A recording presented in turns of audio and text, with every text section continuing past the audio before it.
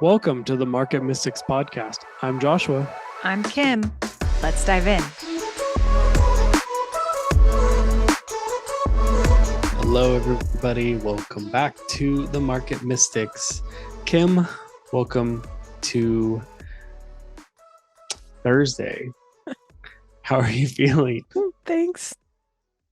I had to think what day it was. I know, right? I'm feeling worn out. Truth be told, here's my real talk today.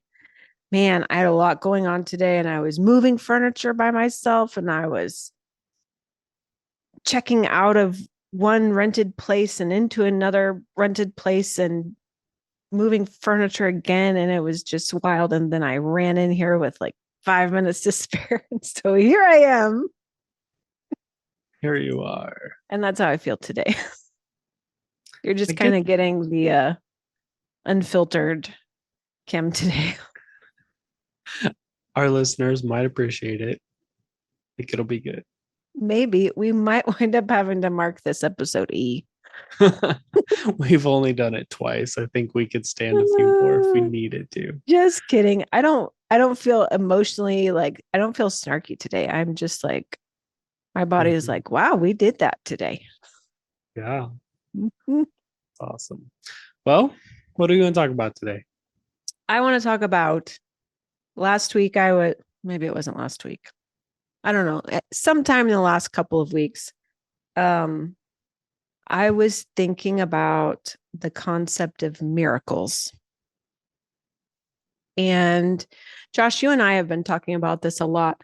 Kind of the current state of science and physics in particular, and the extent of what we know, and how, compared to a few hundred years ago, it's wildly advanced.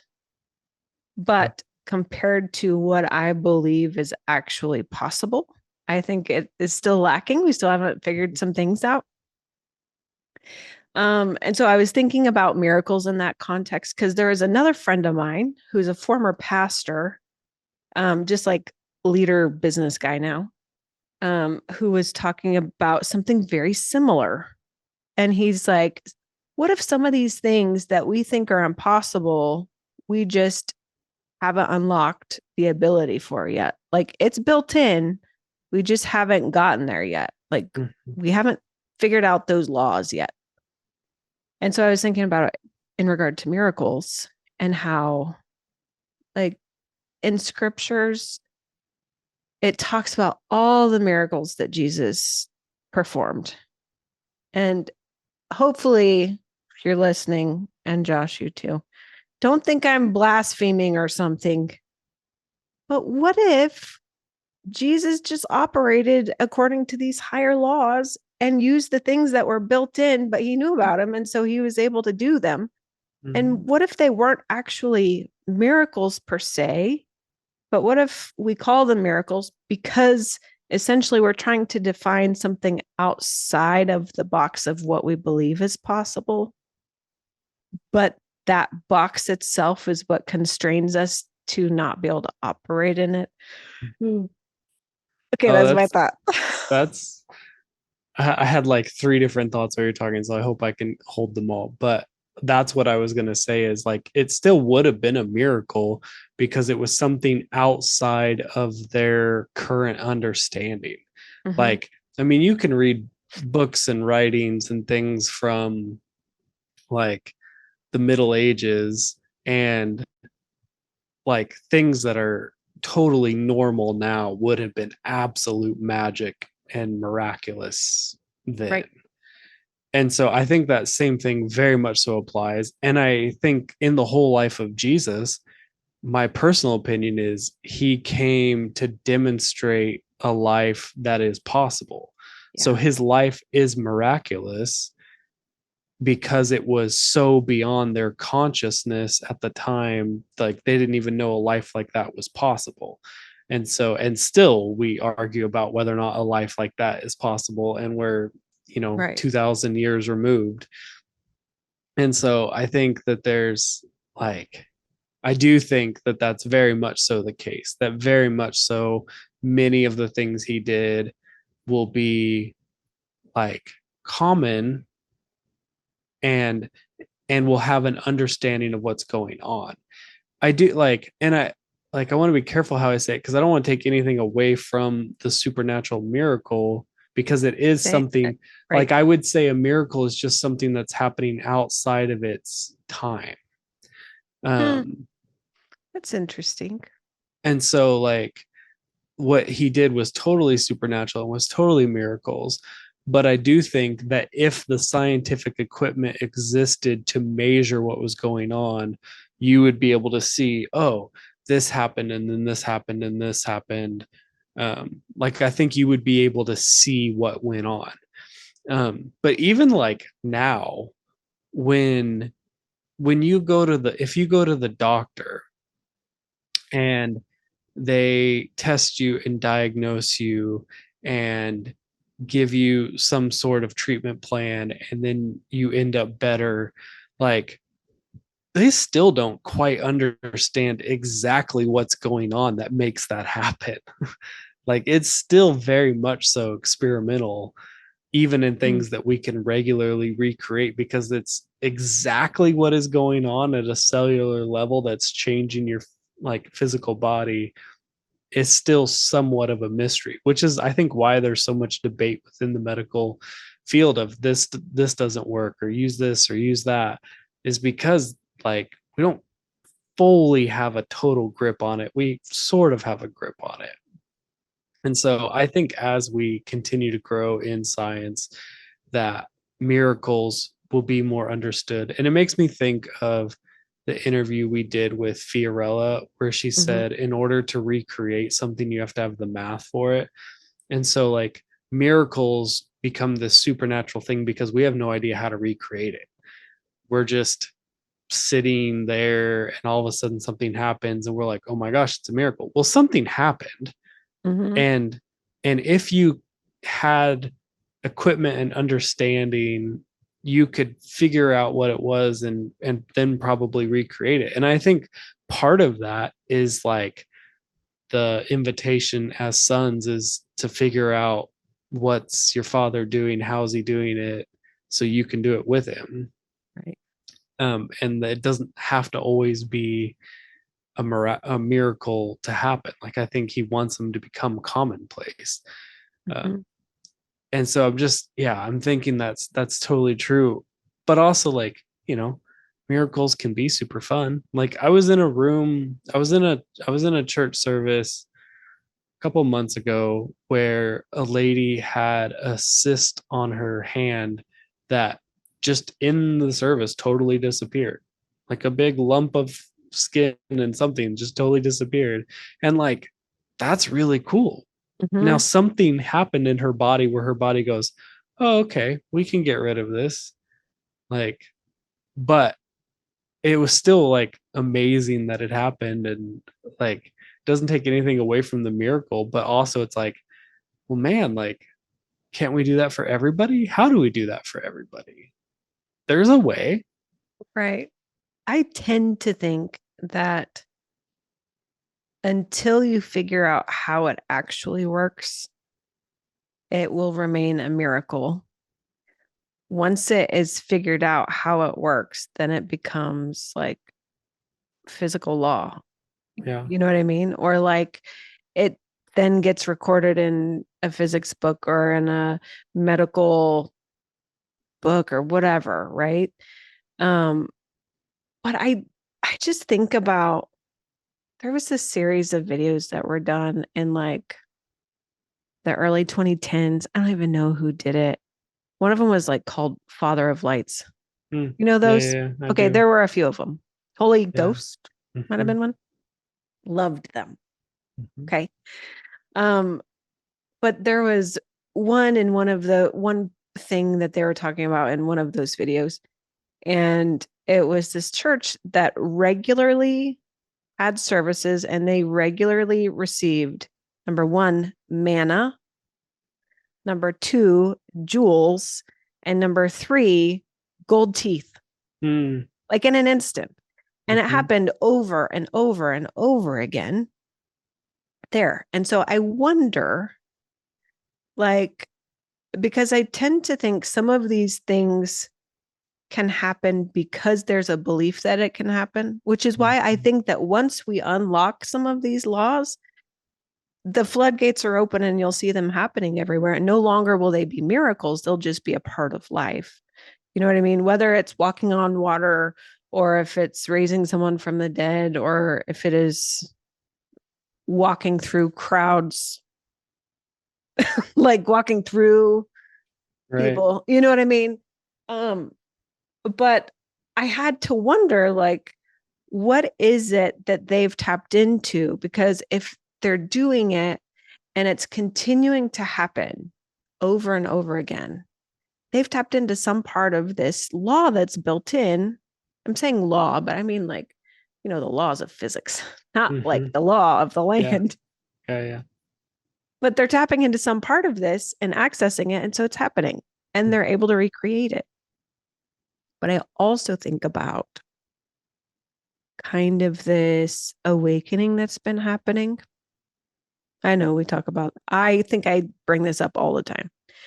All right. So whether it's the mystic movement or whatever, people are starting to be awakened to different things and kind of, I've been seeing more and more people pull away from the routine of faith and diving into the relationship of faith, which is what I would generally consider mysticism, like seeking the face and not just, I don't know, what everyone else tells you about God, right?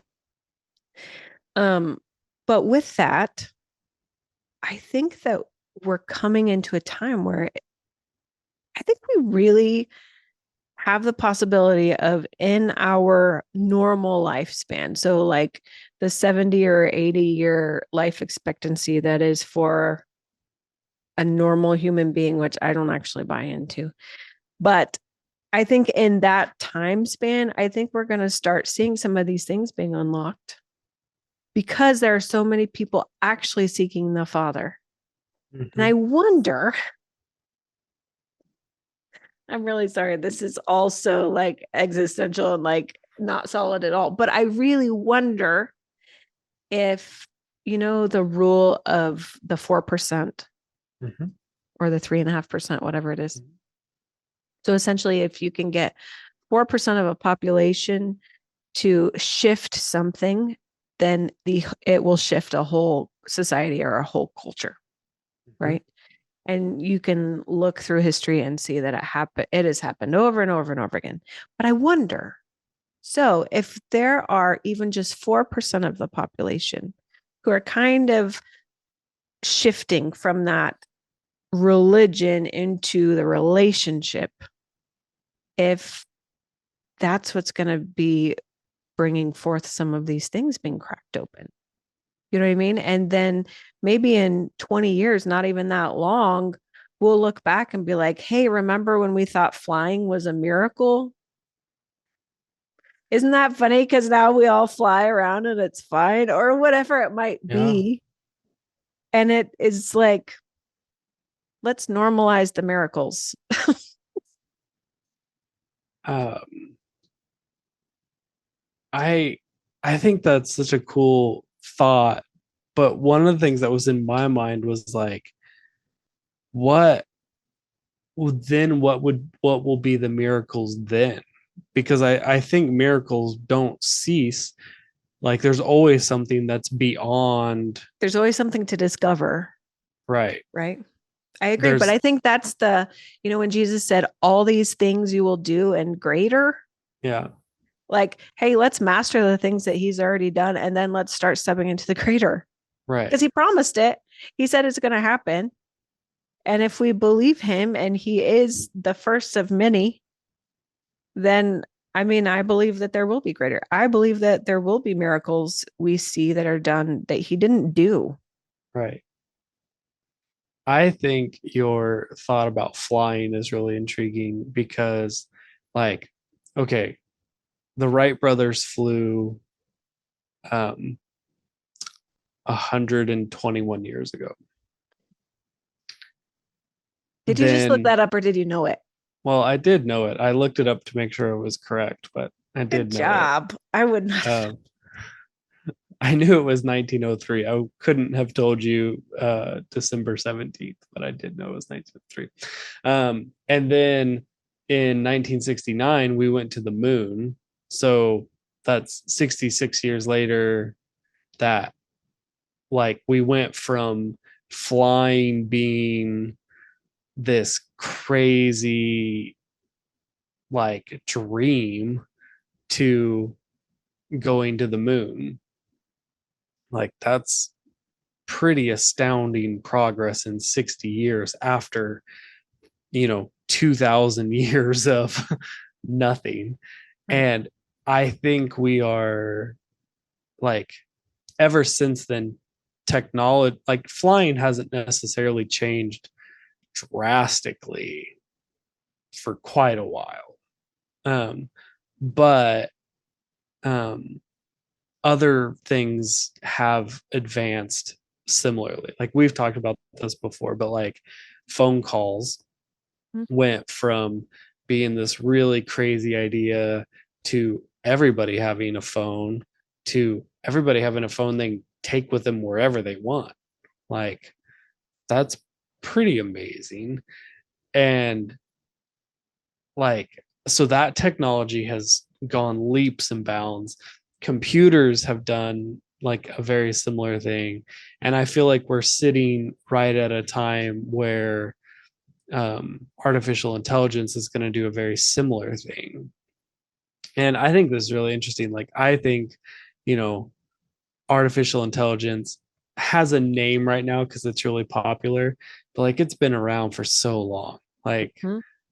I was telling Brie, I was like, you could almost argue that an abacus is a form of artificial intelligence.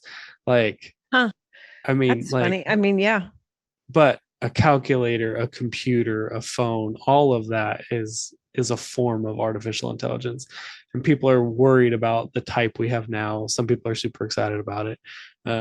But like there's with technology, with computing power, we're sitting at a place where it's like we may be right now in the Wright brothers, but pretty soon we could be like that exponential growth where it's just like up, the bar graph is just straight up.